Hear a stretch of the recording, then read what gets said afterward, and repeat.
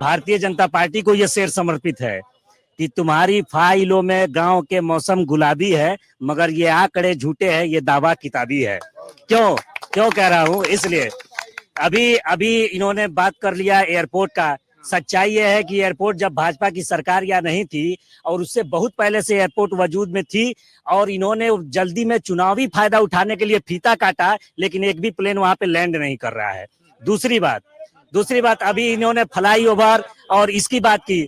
इन लोगों के आपसी तालमेल न होने की वजह से आज भी जाके देखिए ना अंडरपास का काम शुरू हो पाया, ना ओवरब्रिज का काम शुरू हो पाया।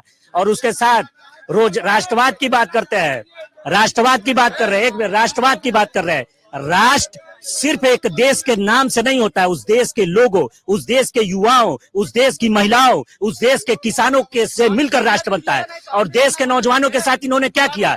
एक नोटबंदी का फैसला इन्होंने किया, इनके प्रधानमंत्री ने किया। 1 करोड़ से ऊपर लोग बेरोजगार हो गए। 2 करोड़ का वादा किए और एक फैसले से 1 करोड़ लोग बेरोजगार हो गए। महिलाओं के साथ क्या किया इन्होंने? तो महिलाओं पे आप देखेंगे तो मणिपुर का घटना आप देख लीजिए। बिल्किस बानो के बलात्कारियों को इन्होंने सजा माफ की और उसके बाद से उसको माला पहना के स्वागत किया। और उसके बाद पहलवान जो महिलाएं थी उनके साथ क्या हुआ ये देख लीजिए। और कांग्रेसियों की बात कर रहे हैं, ये कह रहे हैं कि हम धर्म के नाम पर आवास नहीं देते हैं, धर्म के नाम पर कोई योजना नहीं फैलाते हैं। और आदरणीय अध्यक्ष जी कहते हैं नमाजवादी। क्या इस देश में, ये देश की आत्मा सेकुलर है? क्या नमाज पढ़ना गुनाह है? क्या मुसलमान होना गुनाह है कि ये नमाजवादी कह के अपमानित करेंगे? दूसरी बात मैं ये कहना चाहता हूं कि सबसे ज्यादा इस देश में नुकसान किसानों को पहुंचाने वाली भारतीय जनता पार्टी की सरकार कर रही है। ढेर सारे आरोप लगा दिए आपके तमाम समर्थक। एक मिनट निहत्थे कारसेवकों पर गोली चलवाने वाले को नमाजवादी नहीं तो क्या कहा जाएगा? धर्म के आधार पर पिछड़ों और अनुसूचितों का आरक्षण छोड़ के मुसलमानों को आरक्षण देना, क्या ये नहीं कहा जाएगा नमाजवादी? ये 100% नमाजवादी हैं।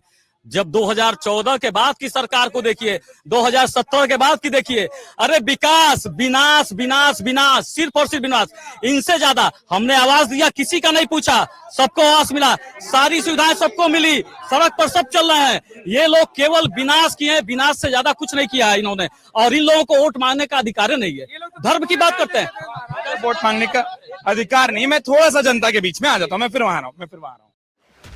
एग्जिट पोल 2024 1 जून शाम 6 बजे से, लोकसभा चुनाव के नतीजे 4 जून सुबह 7 बजे से।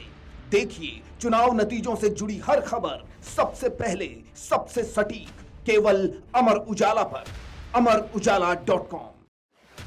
एग्जिट पोल 2024 1 जून शाम 6 बजे से, लोकसभा चुनाव के नतीजे 4 जून सुबह 7 बजे से। देखिए चुनाव नतीजों से जुड़ी हर खबर सबसे पहले, सबसे सटीक, केवल अमर उजाला पर, amarujala.com।